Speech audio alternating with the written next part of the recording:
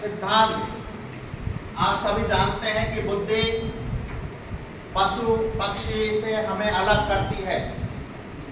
और वो किस प्रकार से अलग करती है, क्योंकि पशु पक्षी जितने भी होते हैं वो हजारों साल तक जैसे चलते आए हैं वैसे ही चलते हैं, उनमें कोई परिवर्तन नहीं हुआ, क्योंकि उनके पास बुद्धि नहीं है।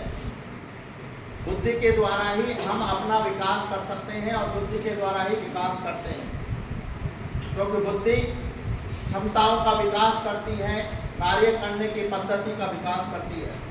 बुद्धि के कुछ सिद्धांत हैं, इनको हम देखेंगे। एक कारक का सिद्धांत अल्फ्रेड विने, स्टर्न और टर्मन ने दिया था। एक कारक का सिद्धांत से तात्पर्य है कि बुद्धि अविभाज्य इकाई है। ये आप देख रहे हैं गोले में, इसको कहीं भी विभाजित नहीं किया जा सकता है।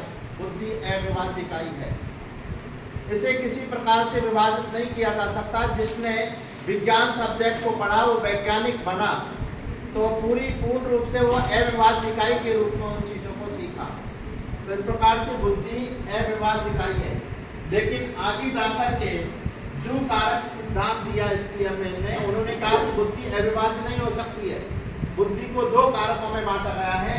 एक बुद्धि होती है जनरल और एक बुद्धि होती है स्पेशल। स्पेशल का मतलब है विशिष्ट बुद्धि होती है। तो इस प्रकार से उन्होंने कहा कि बुद्धि दो प्रकार की होती है, एक स्पेशल और एक जनरल बुद्धि।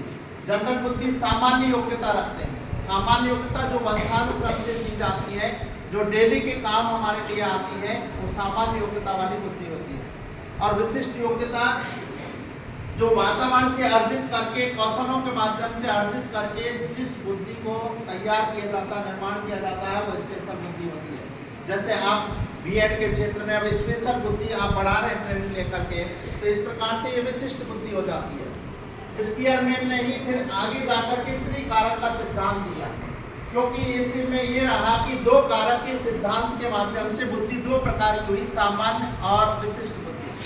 लेकिन इसके साथ में उन्होंने कहा कि बीच की बुद्धि भी होती है। तीन कारक की कहा उन्होंने कहा कि स्पेशल और सामान्य बुद्धि के बीच की एक बुद्धि भी होती है।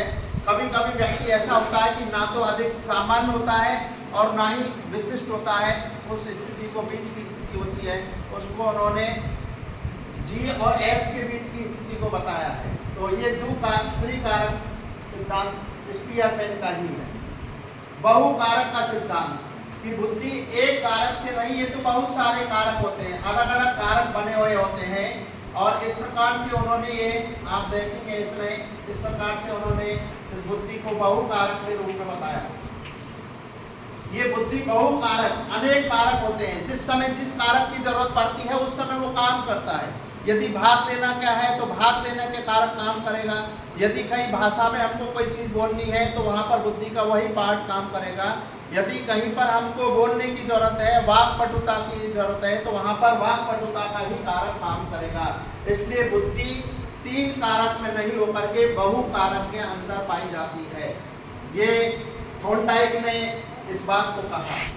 आगे जाकर के कहा कि नहीं, बुद्धि बहुकारक नहीं होती है, क्योंकि बहुकारक के अंतर्गत कोई भी चीज है उसका कोई न कोई एक समूह होता है, समूह में काम करती है। जैसे मान लीजिए ये तीन चीजें मिलकर के एक भाषा का बन गया, ये तीन चीजें मिलकर के एक आंकिक गणित का बन गया, ये तीन मिलकर के ये तार्किक का बन गया। तो समूह में काम करती है कि जब तर्क का काम करना है तो ये तीन चीजें समूह में मिलकर के काम करते हैं और तब जाकर के बुद्धि के द्वारा वो कार्य किया जाता है। इसलिए इन्होंने कहा कि बहुकारक नहीं होकर के बुद्धि समूह कारक होती है। आगे जाकर के पदानुक्रम का सिद्धांत दिया फिलिप वर्नर ने। उन्होंने कहा कि बुद्धि एक पदानुक्रम के अंतर्गत चलती है और पदानुक्रम के अंतर्गत की इस प्रकार से पिरामिडा होती है, इस पिरामिडा के अनुसार चलती है।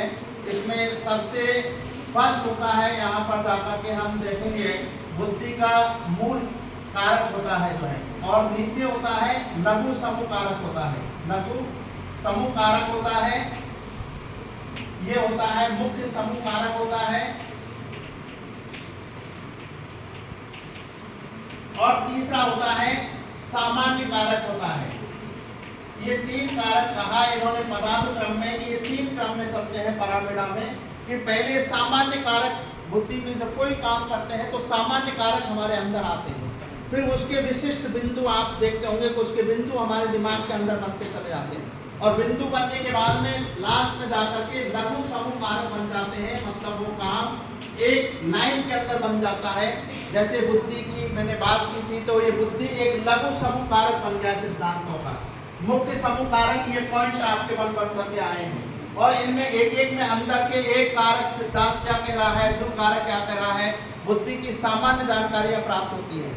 तो इनका कहना है कि जब हम पढ़ते हैं तो सामान्य कारक के रूप में हमारे पास वो चीज संग्रहित होती है, फिर मुख्य समूह कारकों में आ जाती है। उसके बाद में जितना हम प्रैक्टिस करेंगे वो चीज उतनी ही अच्छी होती चली जाएगी, और लास्ट में जाकर के लघु समूह कारक में जाकर के बनती है।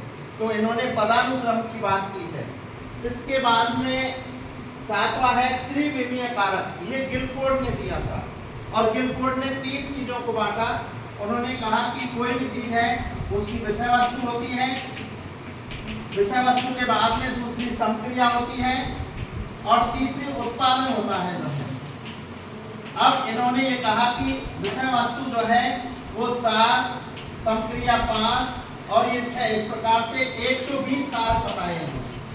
लेकिन बाद में जाकर के इनको चेंज किया और ये कर दिया, ये आगे जाकर के 5, 6 और 6 के रूप में 180 कारक बने। 180 कारक का मतलब है कि पहले किसी भी चीज की विषय वस्तु दी जाती है, विषय वस्तु देने के बाद में उस पर समक्रियाएं की जाती है। समक्रिया का मतलब है एक कार्य किया जाता है, और समक्रिया करने के बाद उसका उत्पादन आउटपुट निकलता है। जैसे आपसे कहा कि अभी जो मैं बोल रहा हूँ, अब आपसे कहूँगा कि मैं आप ऐसे जो है लिखिए, तो आप लिखने का काम करेंगे, ये समक्रिया कहलाएगी। विषय वस्तु क्या थी, आपको जो बोला गया है उसे लिखने का, और उसके समक्रिया क्या करेंगे आप, उसके लिखने का काम आप करते हैं। उसमें से कितना उत्पादन, कितनी चीज आपने जो बताई गई थी उसको आपने सही लिखा, ये उत्पादन के रूप में आया। तो इस प्रकार से गिलफोर्ड ने दिया। और बहुबुद्धि का सिद्धांत 8 प्रकार से जो है हार्वर्ड गार्डनर ने बांटा। आधुनिक मनोवैज्ञानिक हैं जिन्होंने एकदम स्पष्ट किया कि कहीं पर भी कोई भी चीज है, जैसे दृश्य सामग्री है, जिसकी दृश्य सामग्री की नॉलेज होती है वो एक चित्रकार कलाकार के रूप में बनता है। जिसको तार्किक होती है वो एक वकील अच्छा बन सकता है। तो इस प्रकार से बहुबुद्धि की बात उन्होंने अपने सिद्धांत में की है। धन्यवाद।